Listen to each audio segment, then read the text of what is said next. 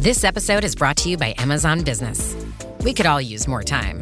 Amazon Business offers smart business buying solutions, so you can spend more time growing your business and less time doing the admin. I can see why they call it smart. Learn more at amazonbusiness.com.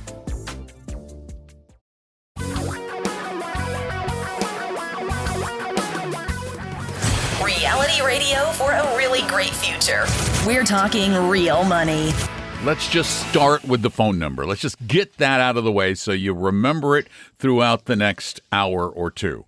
That phone number for conversation about money is 855-935-TALK, 855-935-8255. I want to get that out of the way right away because of our tendency to regress and tangentialize our conversation. You know, a cold front, and here's already starting. First cold front since like April came through Florida today. It was amazing. Like temperature dropped to 85 degrees. 75. Whoa. Oh, I'm telling you. And we're hoping to crack 55 I just want to today, go outside now. Wow. Yeah, me too. Get soaked from here to the house. Yeah, sure, well, okay. No your outside's different. What is with, I heard about the Mariners. Congratulations, Mariners. Very nice. But now you had to wait a long time. It was exhilarating. It was exhausting. Now you got a few more games you got to win. And I know. Considering how long these things take, that they get the games here and then the games there and then the games back here. Considering how long the game, how long the game last the game was 15 innings. Yeah, it took just shy of 5 hours. I kept sitting there, and my point is, whatever it's going to be, we'll take it, but end it. I know it's October. I'm pretty sure. So, are we going to have like the first Thanksgiving World Series? I think it starts the 24th or something. Which could be a Halloween World Series. Scare up a victory for us finally. So I don't know. Okay. Anyway, welcome to Talking Real Money, where we talk about other things too because we want to. I'm Don McDonald, and that's Tom Cock. And that's who we are. He's in his house in Duval. This isn't my house.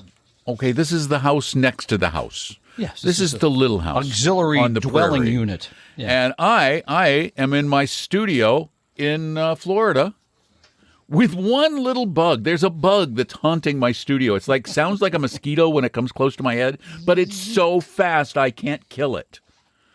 I swear it's a haunting. Conversely, it may be that you're too slow to catch it. Maybe it too.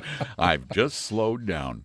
Yeah. Well, today we want to talk about $1 million. And $1 million used to feel like real money. It used to feel like we were talking real money. Yeah. Uh-huh. Nowadays, is $1 million, if you're a millionaire, are you really anything? just a normal person with a couple of bucks? Yeah, and by the way, it depends on where that $1 million of worth is. A couple of interesting numbers around this that we batted around a bit, and you did a little more digging. In the Gilded Age, back in the late 19th century, 1890s. Yeah, 1890. There were 4,000 millionaires in the United States. By the way, I had none in my family, just for the record, so you didn't think the wealth was handed down to me. I don't think I did. No. So 4,000. Today... Okay. Yeah. There's about 24 million households that are worth $1 million or more. Now that takes in, the value of your home minus your mortgage, how much you've saved, all those kind of other things you have to add up and then subtract out the people you owe money to, right? The net worth. It's the net. So you have more than $1 million in assets, which in 1890, by the way, would have been more than about $29,000 in assets. That's the equivalent. Yeah, right. Hey, you got 29K? But remember, the average home in 1890 was average. How much? Nice home was probably about $8,000. Okay, that sounds about right. We could get into the equivalency of all this, but the part that's interesting to me about this story that we are reading this week is that while $1 million, I think it's a milestone. You hit $1 million in net worth. I think it's something to pay attention to. It means you're not poor. It means you're not poor. Most of the people that are millionaires have between 1 and 2 million. And here's where the trouble starts that I see as a practitioner. About 70% of that money is in places where the people that are the millionaires can't get at it. I was explaining this to my daughter. Actually asked me about the show today. What? It's so funny. Yeah, I know. I don't think she was feeling well. She's growing up. I know. She's like, what are you talking about on the show? Excuse me? And I was trying to explain to her how much equity my wife and I have in this home. It's a lot, right? And I can't get at it. It's money I'd love to go spend that, but I can't, right? And then there's the aspect of all the money in retirement savings where you can't get it. So it's about, when you add it all up, it's about 70% of those people between 1 and 2 million that, or 70% of the money that you can't get. So to live basically, on. you're saying that you may be worth $1 million, but you can't afford diddly. Yeah, you're really just stuck. can't buy stuff because you can't get at the money. Yeah, and even though the number of millionaires keeps going up the places. So it's fascinating, this aspect of having wealth but not being able to access it. So when I talk to people about this all the time, I say, well, this is an important part of kind of planning. And this, because, by the way, this could be not very important while you're saving, right? Because you have regular income. The part where it gets to really be important that people don't think through is in retirement. You got to have income. You got to have things that are going to pay you. Right, which is one of the reasons why we are so adamantly against taking liquid wealth and using it to pay off a mortgage, because now you can't get your hands on that money should you need it. Exactly. Another thing I think that everybody who's planning for the future should have is a Roth IRA, because that is money you could access if you had to. If you had to. It's last resort, but if you had to. Another thing I think people that you should have is not only retirement accounts, but also brokerage, like taxable kind of accounts, because that's easier to get at. And, of course, always have the emergency account, too, for things that come up. But you need all of those pieces as part of the portfolio. You don't want to just have everything in your house. By the way, just for comparison's sake, Mark Twain's 11,000 square foot mansion was worth about $45,000. Tom and Don are talking real money. Hi, Don McDonald here. So, what's your plan for retirement? No, really. What's the actual plan? Because hoping the market goes up, stockpiling random investments, and praying your gut instincts are smarter than Wall Street is not a plan. It's a guess. And when the market gets bumpy, and it always does, guessing leads to second guessing. And second guessing leads to panicking.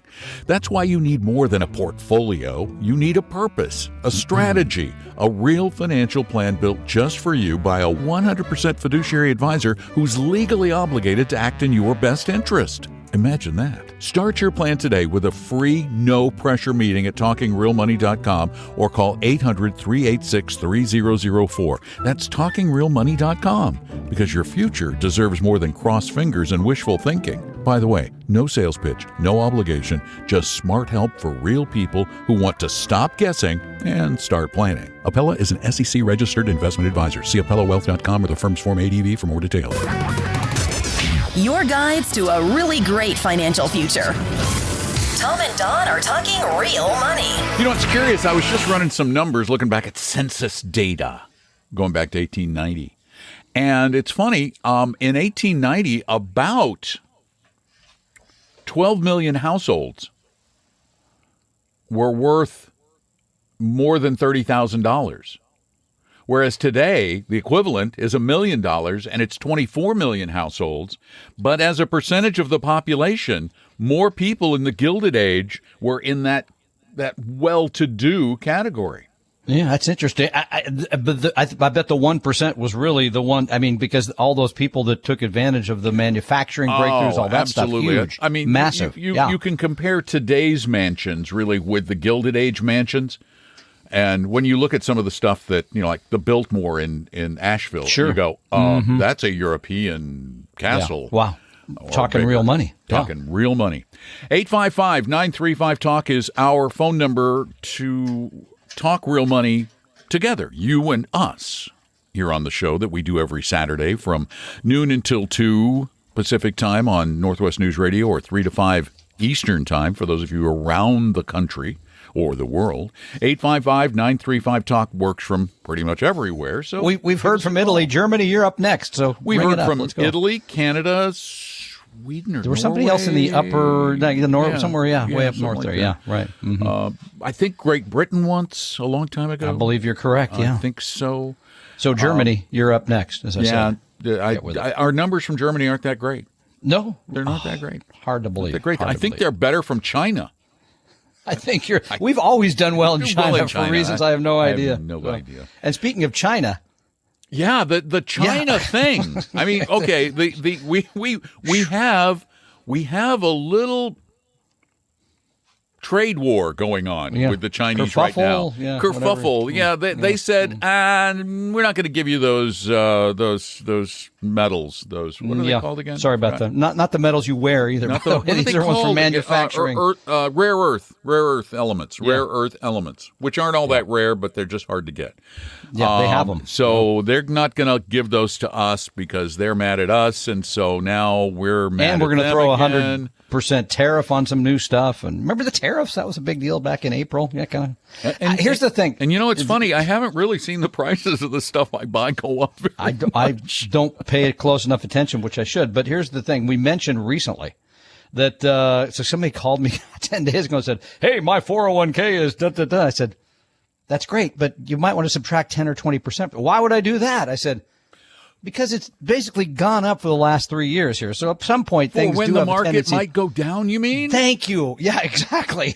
Which is, now I don't want to be that guy, but I'll go ahead and be that guy because the Standard & Poor's 500, and I didn't look at my own portfolio because I just don't do it. But Standard & Poor's 500 down 2.5% this week. NASDAQ 2.5% this week. At least you didn't even use the gold, Dow. Even At least gold. you didn't use the Dow. Thank you. Even gold. Did gold went go down? Went down yesterday. Oh my goodness, it's the end of the world. So yeah, it's wait. Gold went down? It declined. It went down on Friday. Yeah. All right. I need to look. Now I need to look. Now at you're that getting nervous. Other one. Now you're really now I need attention. to look at that other one. The one I'm talking about. This is something though that I think there's some value to here to knowing, because many of you don't, how much risk you're taking, how much you have in stocks when you thought, oh, I have a portfolio that's 70% in stocks, 30% in bonds. Well, recent events may push that to 80-20 and you need to rebalance it. Or just assume that you're going to take more risk and you're okay with that because volatility is always there. Sometimes it's bigger than it. So it's something that you got to be ready for, pay attention to. So, wow. I checked that other thing. Yeah. In the past week, that other thing whose name I hate to mention because it gets me in trouble. Okay. It's just in the last week. How much? Down 10.5%. It is. I guess this is the apocalypse is upon us, right? So everything is being sold off. Yeah. It was just, and again, you hate to say you could see it coming because we don't see it coming, but we do know that these things go up, they go down, and you can't count on I think Bogle wrote a book called that. Don't count on it. Don't count on things always being at record highs every week, week after week after week. No. As a matter of fact, I just checked bonds. Bonds actually held their own all week. Yeah, bonds actually the bond index fund that I watch or close to DFIGX was actually up about 0.5% this week. Yeah, at 6.8% this year. Basically flat. Flat. Mm-hmm. But again, Tom's right. This is one of the things you must always do. You're not going to know when it's going to happen. You must factor it in, though, to your decision-making process. There was a piece, Brett Arends at Market Watch. You sent that to me. Do you know how much you have in stocks? Do you know how much you have in riskier stocks? And then he goes on to badmouth people saying, well, if you're just following an index. He badmouths index investors because you're not using your brains. Blind faith, he called it. Yeah. I'm I have blind faith in companies and the actually, growth of I have blind faith not in companies, but in the global economy. Which is the same thing. I do you're have betting on firms. A degree of blind faith in it, but I don't just bet the whole house on that.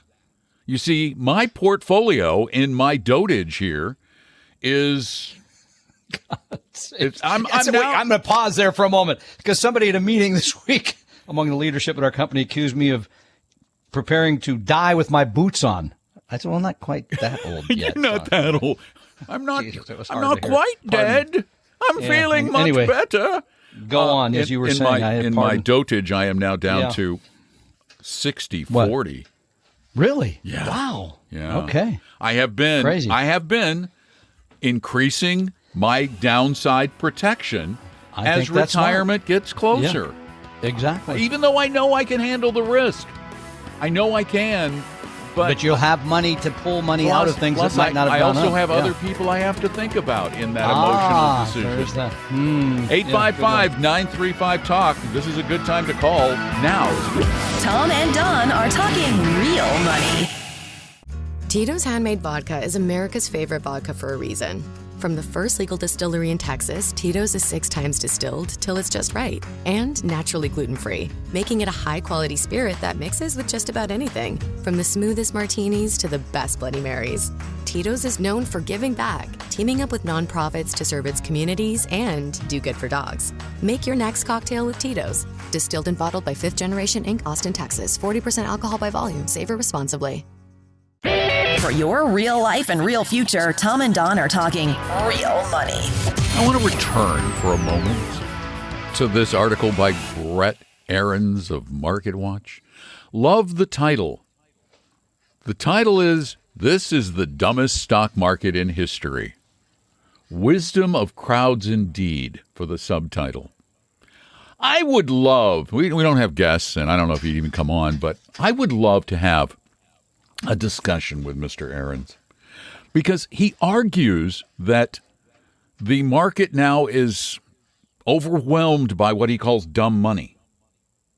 People just putting money into their 401k every 2 weeks, and they're putting it in indexes. Yeah. Therefore, they're not testing the market. They're not thinking about the market. They're not challenging the market. They're just putting their money there. And I think bigger than that, this is going to lead to a big decline. Well, they're not evaluating companies. Nobody's saying, well, buy Boeing, but don't buy Amazon. And nobody's, doing any analysis. They're just putting the money in. Right. But his argument is that, well, now the S&P 500 is trading at 26 times trailing earnings. That's historically high. Here's the flip side to his argument. Is it possible that the reason we're looking at these higher valuations is because now that people are index investing, they are less likely to be reactionary investors. They are less likely to let a downturn, now that they've watched several of them, scare them out of the market, that we've got now a huge group of people who are just going to ride out the storm because they are properly diversified. And they trade less. People used to trade more. If I remember reading a piece 5 or 6 years ago about how the amount of trading, individual stock trading, has gone down. And I think that trend has continued. So that makes it more stable. That's what I'm thinking. I'm saying, yes, we're going to have declines. Sure. But maybe there is an argument to be made for there being slightly greater stability as more and more people have learned about the underpinnings of the market, what it really is, that it's not a zero-sum casino game. It is actually placing your wealth in something that has, over centuries, generally, broadly, grown pretty substantially. I think he doesn't make this comparison, but I will. That in a recent survey, 42% of those surveyed didn't know potato chips were made from potatoes. No, I can't. Potatoes. No, okay, but the point of the matter is, what's the alternative? Because what he's arguing for is, you better get up tomorrow and start. You got to come back evaluating things. No, you can't just throw out a number like that. That is in no way, shape, or form related to what we were talking about, and just you're going to hold me to this slide. Okay, you just fair enough. Now, why did you throw it in? Because you had it in your brain, right? You had it because in your brain. It just shows that people you buy a Lay's potato chip, you don't even think about it. Or I think they make Doritos too, that right? Was actually, you. That's the point. It's like you dug yourself out of that hole. Slightly out of. Yeah. Oh, trust me, I can get myself in another one very quickly. Probably not a problem. Yeah. No, if my Brett, we could probably try to get Brett. He's been around for a long time. I was trying to remember. He's been around and he's been wrong for as long as I can remember. I mean, Brett has been calling for a market crash. He really has. He is a very negative person. That I don't know. I just know that when I read this, I think the alternative is what? Buy an active fund, hire somebody that knows more about individual equities than I do, figure out what the future is going to look like. He badmouths AI, too. He says we've way overspent on AI, and that's not going to pay off. That's in the piece as well. So I think anybody can go read the stuff at MarketWatch. Oh yeah, it's right? at MarketWatch. Well, they do have a paywall, but okay. Here's how I get around it.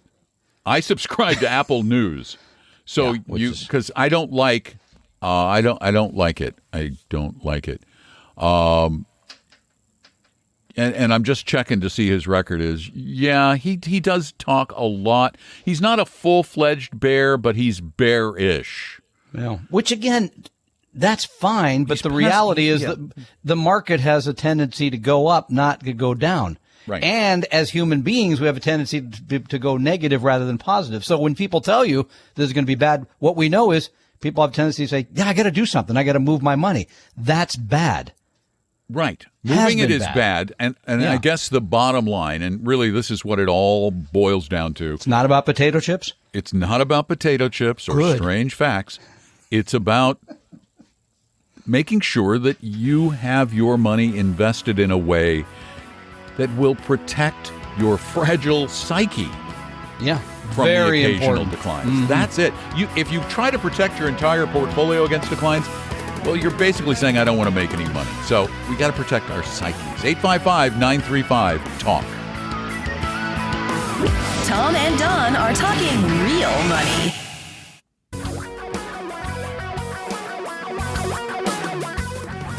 Reality radio for a really great future. We're talking real money. Hi there. Welcome back to our little radio program / podcast, because these days there is less of a line between broadcasting and podcasting. A term, it's so funny that is in the vernacular now when it was invented from whole cloth by Apple.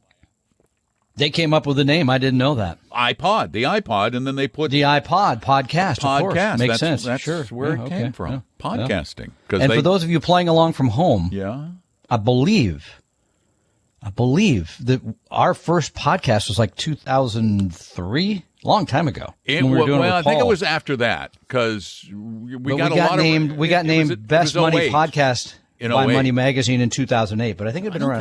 Anyway, I know the guy who could tell us that, but. Because before that, it was like radio shows on some of the other tertiary stations in the Seattle metro area. But there you go. So we've been at it for a long time. Whose names and call letters will remain anonymous. Please.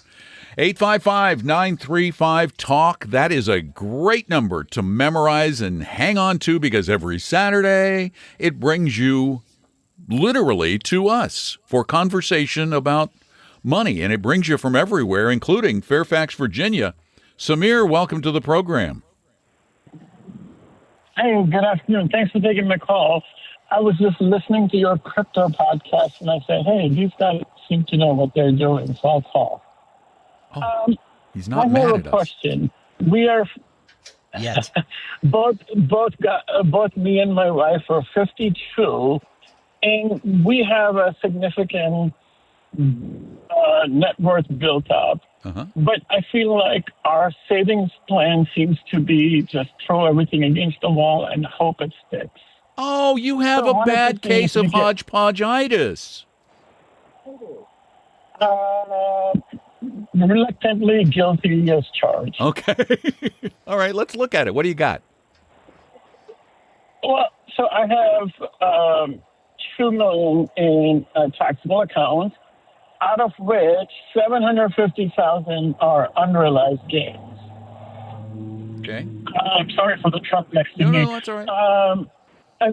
And then we have a couple of million across various 401ks and IRAs through my wife's employers and my employers. Mm-hmm. So my question is, should we just keep doing what we're doing, as in like every year we just take about $100,000 and invest it in the stock market? Or should we just, I mean, when I say the stock market, of course, bonds too, or should we consider diversifying to other avenues? Like, give me an example. What's another avenue? Is that why you brought up the crypto thing at the beginning? No, he's not going there. No, I was just, actually, on an impulse, I did buy 25,000 in Bitcoin. It was like 3 or 4 years ago, but but I'm holding on to them for the heck of it now. Like real estate, so I was thinking, can I maybe take out a loan against my stock? I'm gonna take Wait. Oh, so a margin loan? And yeah, no, I'm gonna take the reins here for a moment. Just gonna take the reins in from there, you, Chief. Samir. Hold on. All right, you've already admitted you got hodgepodge-itis, and it sounds like you're just going to let it get worse. You're not going to make it worse. He's not going to let it get worse. He's going to make it worse. You've got to treat the problem, and there is only, as my commercials say, there's only one solution to this ailment, and that is creating a plan. You have no plan. You can't invest. You can never invest again until you have a plan. Do not invest anymore until you have created a plan for your investments and your retirement. Yeah, and that would start with, first of all, you mentioned, well, we have stocks, but we have some bonds, and so figure out exactly where you are, both in terms of stock to bond ratio, and then, as you also mentioned, what kind of stocks do you own? I'm guessing you have some large U.S. companies, because everybody has those, but do you have small U.S. companies, and do you have value, and do you have international, and do you have emerging markets, all of those things? I would analyze that carefully first. Then, as Don said, you build into the fact that you're 52, want to work another period of time. Here's how much risk I need to take. Here's how I get diversified. And you mentioned $750,000 of unrealized gains in your taxable account, which makes it hard to move things around. But it sounds like your income's in a place where if you can throw $100,000 at your portfolio every year, you could fix whatever imbalances are in there probably without selling anything. Right, just with new additions. But the first thing is to go full stop before you add a dollar. And part two is, no, I would not take out a margin loan to buy real estate. Never.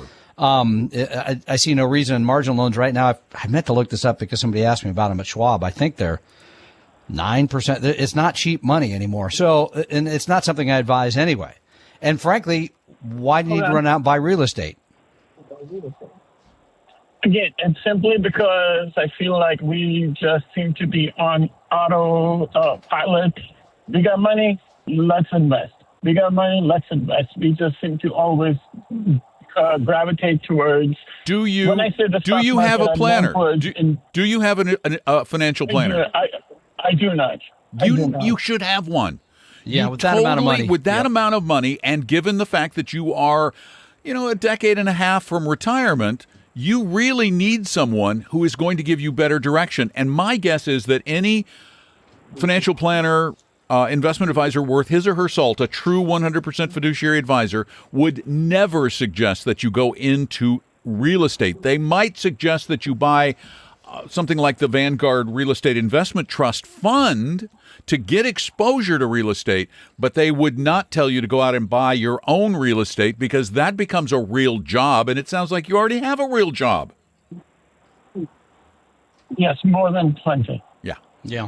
So, again, the starting place would be to very carefully analyze where you are, figure out where you're trying to go. And Don mentioned a decade and a half. Maybe you want to work less than that. I'm just build the plan and then correct the stock-to-bond ratio, the type of stocks, all that stuff. So there's some work to be done here. And Schwab's base rate for margin loans is 10.5% right now. Yikes. We'll be back. Tom and Don are talking real money. Hey, business owners, we know you know the importance of maximizing every dollar. With the Delta SkyMiles Reserve Business American Express card, you can make your expenses work just as hard as you. From afternoon coffee runs to stocking office supplies and even team dinners, you can earn miles on all your business expenses. Plus, you can earn 125,000 bonus miles for a limited time through October 29th. The Delta SkyMiles Reserve Business Card. If you travel, you know. Minimum spending requirements and terms apply. Offer ends October 29th, 2025. Your guides to a really great financial future. Tom and Don are talking real money. All right, we are here. Our goal is to answer all of your financial questions, and then we can retire. So since we're once we've answered every question, that's it. The boots come off, and then we're done. Yeah, then we're done. I'm in the sand, and but that's good. For now, good. I don't think we've gotten to the end of the questions. At least I can look at my inbox and see we still have some. So we're going to keep working. Boy, okay, do we ever. You good with that? Yeah, totally. 855-935-TALK is our phone number, 855-935-8255. And, of course, if I'm giving you that number, it generally means that we have a lot of lines open. The other clue that you're going to get, that we have lots of lines open, is that Tom is going to read a question from TalkingRealMoney.com. It goes like this. It comes from Round Rock, Texas, where Chris writes us, we have about $1.1 million managed by Empower. What's the best option to choose to move to Vanguard? Should we consider personal advisor services? Then he says, will I get a notification when you've answered these questions? This is the primary reason why I didn't call, because I'm not sure I would know if you answered the question. Really enjoy your podcast. Thanks for all you do. Go to Friday's shows, generally. Yeah, Friday's such a great podcast. 95%. My grandsons love that show. They had to listen yesterday, so it was really good. Empower, huh? Yeah. So, but what he's really asking here is, should he roll the money out? Empower's a 401k manager, right? I believe. Right. Yeah. Should he roll the money out of that into Vanguard and use the personal advisor services that Vanguard offers, which is their low cost, right? 30.30. I think it would be better than Empower. I think you're right, because if nothing else, the funds are probably have better fund options, and you've got somebody that will build the portfolio. That's one thing the personal advisor services will do. I don't always agree with the portfolio, and I don't like the lack of planning, and I don't like the lack of personalization. But if you have 1 million, you say, all I need is somebody to put me in the right funds, I can figure everything else out. Now, I think it's a good choice. The thing about Empower, and I don't want to nail them across the board, but they offer everything. So I don't know what that means. They have loaded funds. They have high cost funds. They have actively managed funds. They have, like, for example, they have the American funds, and they also have Vanguard Total Stock Index. So if you pick well, you can build a very good portfolio with them. But the thing is, you don't want to be somewhere where that conflict exists. I hate that the conflict is there. Because, and we had somebody who asked us recently, remember about money at Fidelity. They said, worked with the guy there for a long time, and then one day they called up and said, we got this great annuity. Wait, Fidelity's pitching annuity? Yeah. Mm-hmm. It doesn't, it happens. So I would prefer to see you have your money in a place where that cannot happen. They're never going to sell you that. Yeah. And if you need somebody to help guide your investment choices, the Vanguard option isn't terrible. Again, as Tom said, it's not one of our favorites, but the price is reasonable. Yeah. And but also remember, you will get placed in Vanguard's products. And you could view that as a conflict too. I mean, it is a conflict, though. It's not an evil. Horrible. There's no evil intent. Thank you. That's true. Although, again, as you pointed out recently, I think it was you, will they put you in the Vanguard index funds, or it will be the Vanguard actively managed? Because guess what? They make more money when they put you in the actively managed funds. So there's a conflict too. Not picking on Vanguard, but it's a weakness that that could lead to a bad outcome. I'll put it that way. Yeah, you raised an interesting question. Yeah, again, these are things that I would prefer to see myself working with somebody where they're just, frankly, there is no conflict other than the conflict of you doing business with us. That's a conflict, right? We've now said that twice in this hour, and we say it a lot. You need somebody. We told Samir, you need somebody. Mm-hmm. And by the way, just to finish that thought, most people in this situation that Chris is in, if he's getting ready to roll his money over, that's a pretty important moment from a planning perspective. So if you went to Vanguard's personal advisor service, I'm not sure you get all the in-depth planning you may need to create the income, to make sure you're not paying taxes you don't have to do, to perhaps Roth conversions. There's a lot of moving parts to retire, to having the right Social Security strategy. That's my concern when you get kind of a little pregnant advisor service. Yeah, and I just did some more research on Vanguard Advisor Services, and this is very telling. Back in 2021, their personal advisor services introduced to their users the 5-fund active equity portfolio. There you go. And you know how much John Bogle would have loved that? He would be rolling around in his grave if he wasn't totally dead. Yeah, he'd set the boardroom on fire if But the fact is he managed it. I still had a problem sometimes with Bogle's hypocrisy. He was a bit hypocritical about several things. You're going to pick on St. Jack now? Go right ahead. I am. I'm going to pick on St. Jack because his company ran a huge stable of actively managed funds. In fact, actively managed funds were there only mutual funds start. prior to 1974 or 75.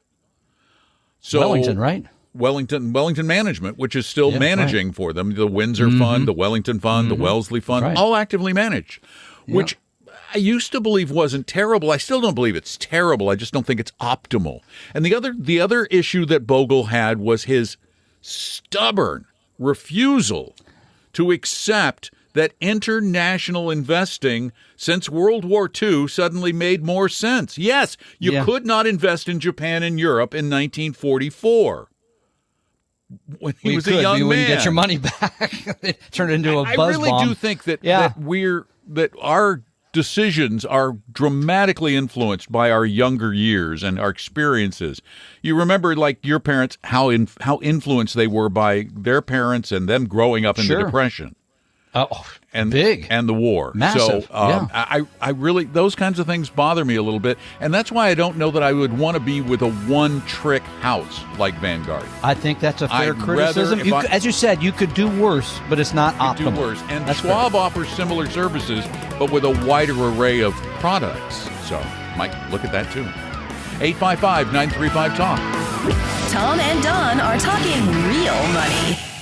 Hi, Don McDonald here. So, what's your plan for retirement? No, really. What's the actual plan? Because hoping the market goes up, stockpiling random investments, and praying your gut instincts are smarter than Wall Street is not a plan. It's a guess.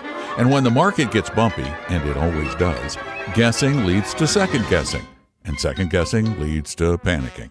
That's why you need more than a portfolio. You need a purpose, a strategy, a real financial plan built just for you by a 100% fiduciary advisor who's legally obligated to act in your best interest. Imagine that. Start your plan today with a free, no-pressure meeting at TalkingRealMoney.com or call 800-386-3004. That's TalkingRealMoney.com, because your future deserves more than crossed fingers and wishful thinking. By the way, no sales pitch, no obligation, just smart help for real people who want to stop guessing and start planning. Appella is an SEC-registered investment advisor. See AppellaWealth.com or the firm's Form ADV for more details. For your real life and real future, Tom and Don are talking real money.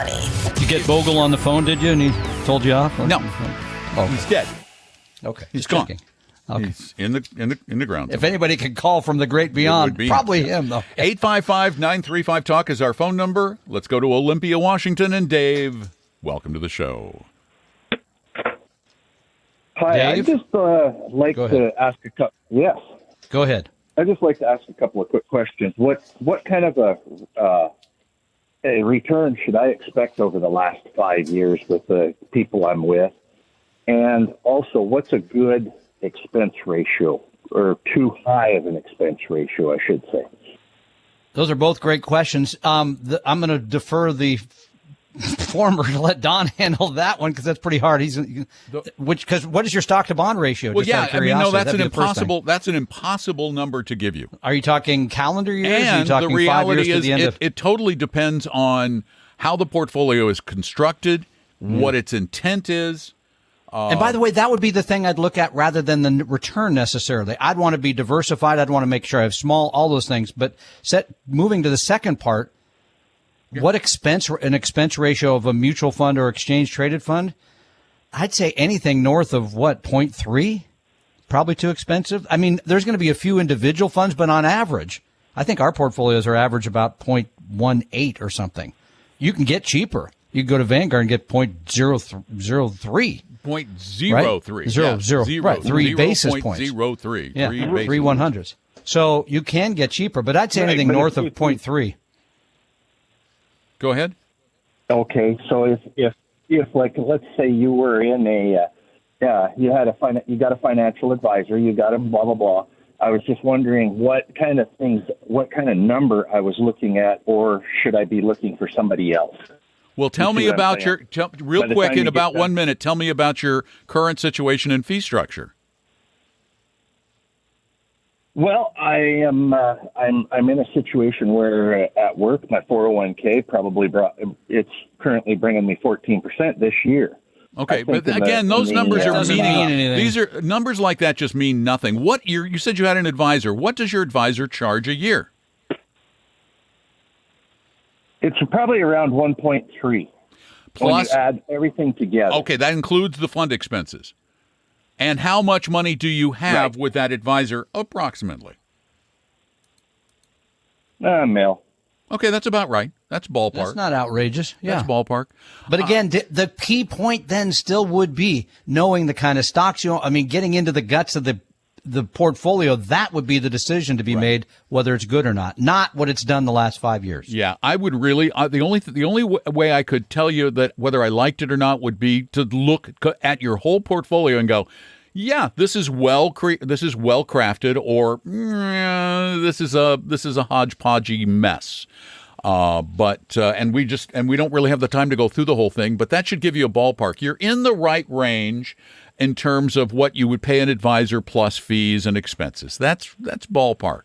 If your funds are index, no load, low cost, well diversified, you've got large cap, you've got small cap, you've got value, you've got growth, you've got international, you've got bonds, then you really do probably have someone who cares about doing this right.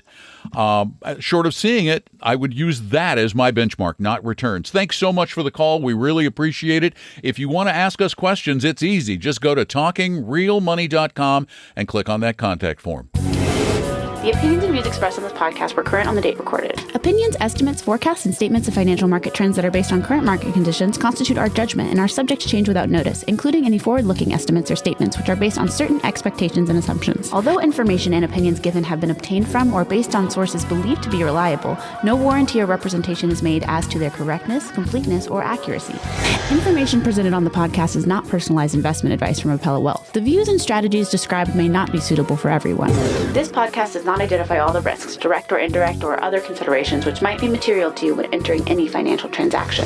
Past performance does not guarantee future results, and profitable results cannot be guaranteed. We hope you realize that the information provided on Talking Real Money is for informational, educational, and hopefully enjoyable purposes only. The podcast is not trying to get you to buy or sell any financial products or securities. Instead, the program is provided as a public service by Appella Wealth, a fee-only registered investment advisor. Please see Appella Wealth's ADV Part 2A on our website for information regarding Appella's fees and services.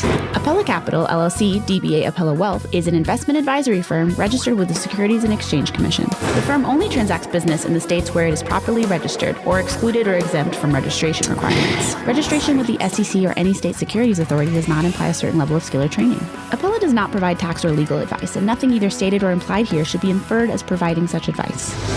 Thanks for listening, and please visit TalkingRealMoney.com for more information and important disclosure related to performance of any specific index or fund quoted in this podcast. And the lawyers get richer.